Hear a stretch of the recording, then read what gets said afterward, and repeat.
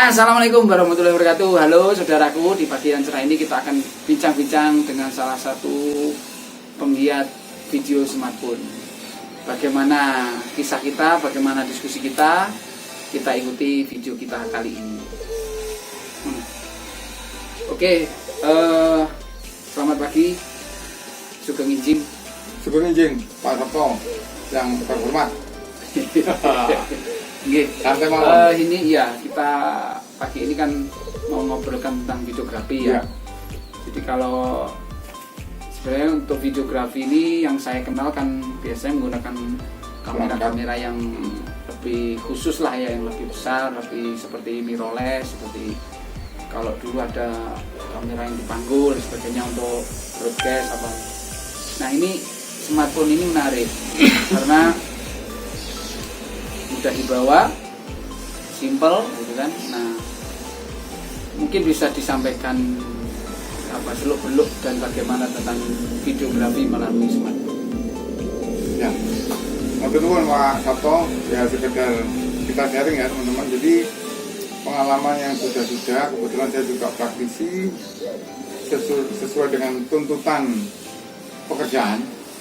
Jadi di satu sisi memang background saya juga tidak punya ataupun mungkin belum punya alat-alat yang memang canggih, tapi ternyata saya terbaca dari awalnya dari media sosial yang memang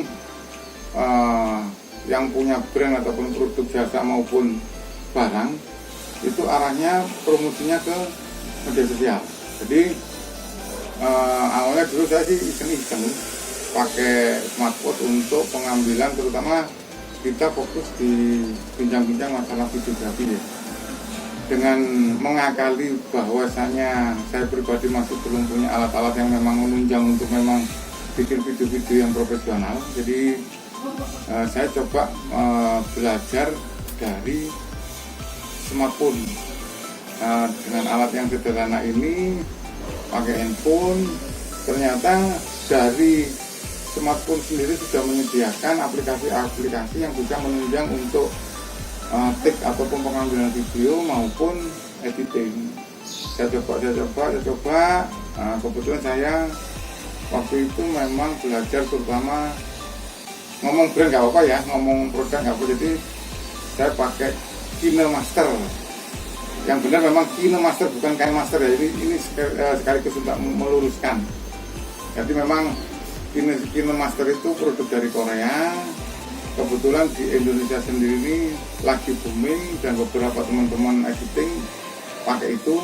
Nah, cuma gini, permasalahannya orang yang bikin video ataupun berkepentingan untuk membuat video itu memang keperluannya ada dua jenis. Jadi yang memang membutuhkan video-video yang memang profesional, salah satunya mungkin wedding ataupun pre-wed, itu memang wajib dan harus pakai video-video yang ditunjang dengan alat-alat yang memang dari segi biaya mungkin agak lumayan mahal. Cuman saya ngambil segmen-segmen yang kedua. Jadi kebetulan saya juga punya produk. Saya jual barang, saya juga jual jasa, terutama saya kan bergerak di event organizer, jadi bikin kegiatan-kegiatan. Kalau saya sih analisa saya itu hanya sekedar untuk promosi di media sosial, kan sekarang memang zamannya media sosial, kayaknya juga bisa disiasati hanya dengan smartphone. Dan terbukti memang beberapa video-video yang saya bikin dengan tidak sengaja dan tidak terduga, akhirnya banyak teman-teman, bahkan mungkin orang yang saya memang belum kenal, request suruh bikin. Cuman memang dari range-nya memang gak jauh, sangat-sangat jauh dari range memang orang-orang memang bikin video-video yang profesional. Saya lihat juga di market selama ini segmen orang-orang yang bikin video by smartphone itu berkisar antara 100 dan seterusnya sesuai dengan durasi dan tingkat kesulitan editing. Jadi intinya Dan ini sampai sekarang sudah saya jalani. Kebetulan saat ini juga Pak Sato juga satu tim di Pinus Camp untuk mengabadikan ataupun mendokumentasikan klien-klien yang datang. Cuma tinggal kita tawarkan, jadi kalau memang dia butuh video yang memang nggak harus bagus ya, plus drone dan lain-lain, kita bisa eksekusi. Dan sampai sekarang sudah berjalan. Nah, kebetulan akhirnya dari Pinus Camp kita disuruh ya, diperbantukan untuk bikin konten-konten maupun video-video dari pengunjung ataupun klien. Sementara mungkin itu, atau mungkin ada sesuatu mungkin yang bisa ditanyakan kembali, monggo. Iya, masih sejauh yang saya tahu ya, sejauh pengalaman saya itu kalau smartphone itu kan layarnya kecil, ya. Layarnya kecil, kemudian memori juga terbatas, gitu kan. Kira-kira kesulitannya itu apa saja? Kalau untuk kesulitan ini, kalau untuk yang kebiasaan sudah pakai yang layar lebar kayak pakai Adobe Premiere ataupun sejenisnya, itu memang kaget ya. Jadi dari yang layar gede ke layar yang kecil, kalau bahasa Jawanya itu gedu dan weli mungkin ya. Cuman tergantung kita kepentingannya untuk apa. Kalau untuk video yang memang durasi panjang kan memang mau nggak mau butuh prasarana yang memang untuk layar lebar ya, mungkin monitor dan lain-lain. Tapi kalau untuk sekedar kayak seperti YouTube itu kalau nggak salah ada short TV, di Instagram itu ada reel, atau di status TikTok apa dan sejenisnya, itu memang hanya butuh durasi yang kurang lebih sekitar 15 detik sampai 30 detik. Jadi mungkin mentelengi layar itu juga tidak terlalu pedes. Lah, fungsinya juga sekarang ini fasilitas kayak reel dan lain-lain itu memang untuk opening promosi. Jadi kalau untuk yang selanjutnya mungkin bisa melalui editing yang memang benar-benar profesional. Selama ini saya memang bikin promosi yang durasi pendek video itu pakai yang shoot TikTok ataupun pakai yang reel. Jadi sekedar biar habis itu sudah otomatis untuk editingnya kan juga tidak membutuhkan waktu lama. Pedes sih gak sepiro, mungkin begitu. Meripatli maksudnya. Mungkin Iya. itu. Monggo. Kesulitan. Berarti keuntungannya kan lebih cepat ya. Cepat. Ya mungkin saya tambahi, kalau untuk eksekusi via smartphone itu selama ini kisaran antara setengah jam, insya Allah sudah kelar, tinggal upload ke media Facebook, ke media Instagram dan sejenisnya. Jadi langsung kayak up to date gitu ya. Ya, di tempat juga, jadi on the spot. Jadi begitu kita mengunjungi sesuatu objek, di tempat itu juga kita bikin video singkat, dan di tempat itu juga kita langsung bisa upload ke media sosial. Ya, mungkin nilai lebihnya ke situ, plus nilai lebihnya juga di singkat pembikinannya. Cuman kalau untuk yang memang membutuhkan durasi panjang, ya mau nggak mau dengan kompensasi pakai alat yang memang biayanya juga tidak murah. Terus yang kedua mungkin kalau untuk finishing editing mungkin kayaknya lebih dari 1 hari sih. Yang saya lihat ya, mungkin nggak tahu teman-teman atau rekan-rekan bikinnya maksimal berapa hari. Tapi yang jelas kayaknya untuk editing yang memang benar-benar pakai aplikasi yang butuh aplikasi yang sebenarnya mungkin lebih dari 1,5 jam mungkin.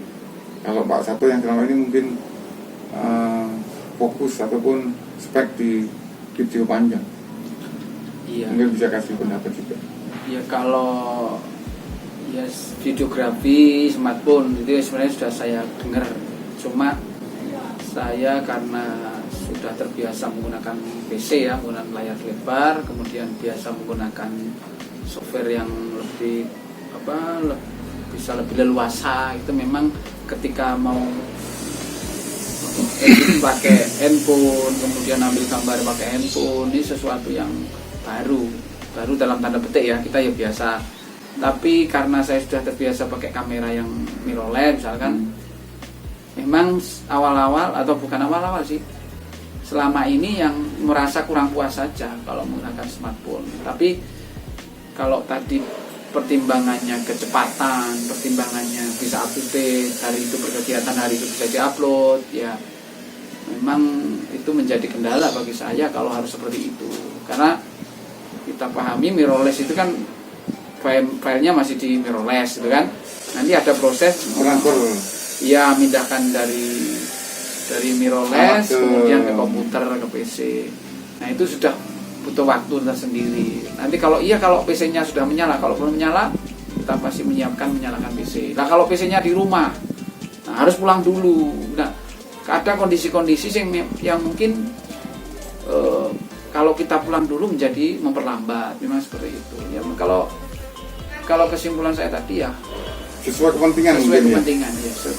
Jadi kalau videografi menggunakan smartphone, menurut saya kalau untuk branding, untuk promosi, wah itu sepertinya cocok, prosesnya menunjang ya. Cuman memang perlu diingat juga ya.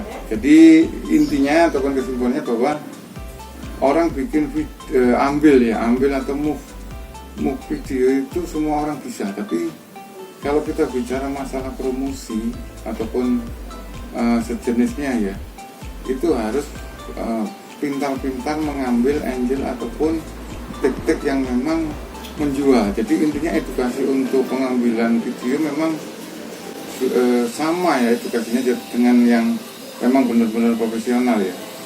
Cuman itu sih sebenarnya caranya. Jadi biarpun pakai smartphone, biarpun pakai alat-alat yang memang menunjang untuk bikin videografi yang profesional, kayaknya juga edukasinya sama. Jadi gak sembarang mengambil. Jadi kayak misalnya kalau saya bikin video itu seperti saya jadi penonton, bukan saya pembuat. Seperti misalnya ya bikin video dengan posisi video itu goyang reggae mungkin ya. Dilihat mata kan mungkin kurang ya, jadi atau mumet atau gimana. Jadi gimana supaya video itu mungkin smooth, yaitu mungkin ada teknik-teknik tertentu. Dan itu kayaknya juga sama dengan aturan main dari video yang benar-benar untuk pembuatan yang profesional. Jadi biarpun itu smartphone, biarpun itu memang benar-benar pakai yang alat yang bagus, tetap aturan main dasar ya. Edukasi dasar itu cara pengambilan, cahaya dan lain-lain mungkin kayaknya juga berlakunya sama. Harus dipelajari, nggak sekedar ngambil. Terus termasuk backsound, misalnya kita ngambil liputan permainan paintball mungkin ya, tapi dengan background dangdut kan juga masuk akal. Oh, jadi tetap ada aturan main. Nanti mungkin ujung-ujungnya kita bikin sharing session sama Pak Sabto, mungkin ujung-ujungnya bikin kelas materi untuk videografi. Kalau mungkin rekan-rekan yang berminat, monggo nanti kita bisa berlanjut. Oh iya. Ujung-ujungnya dodolan ya. Ya menarik karena memang smartphone itu kan sudah familiar ya dengan, dan siapa saja bisa menggunakan mengambil gambar, tapi tidak ada salahnya kita mengulas kembali, mungkin ada yang membutuhkan kayak gitu. Iya, kalau untuk kondisi sekarang memang media sosial itu berkembang sangat cepat, penyampaian pesan ataupun info yang kita miliki itu juga tidak butuh waktu yang lama. Cuman memang harus ditunjang dengan visualisasi ya. Kalau dulu mungkin foto ataupun hasil jepretan kamera mungkin sudah cukup, tapi sekarang kayaknya lebih menjual visualisasi ataupun gambar, video bergerak, gambar bergerak mungkin. Cuma itu sih. Jadi mau nggak mau ya tetap kita ikut teknologi yang sudah jalan dan akan berjalan, akan datang ya. Kayak gitu sih. berlaku juga untuk memang Ya mau tidak mau kayak gitu ya. iya, Nanti akan Iya. digiles. digeles zaman. Digiles oleh perubahan teknologi. Iya. Kalau mungkin gini aja Om, bincang-bincang kita cukupkan di, Iya. di tema Kita nanti tadi ya, berlanjut. kekurangan dan kelebihan smartphone. Insya Allah di yang lebih jauh tentang mungkin teknik dan sebagainya kita lanjutkan di pertemuan di Sesi kesempatan mendatang. yang Sesi mendatang. selanjutnya. Baik, saudaraku, ini tadi bincang-bincang kita sedikit mengenai pemanfaatan smartphone, videografi menggunakan smartphone, kelebihan dan kekurangannya ya sesuai dengan kebutuhan saudara-saudara semua ya, mau kita gunakan untuk promosi atau yang lain. Dan mohon Kemudian maaf, mungkin ada kata-kata Oh, iya. yang kurang berkenan ya. mohon maaf saudaraku, barangkali di season kita kali ini kurang berkenan atau yang menyinggung, mohon maaf yang sebesar-besarnya. Insya Allah kita lanjutkan di video yang berikutnya. Sampai jumpa.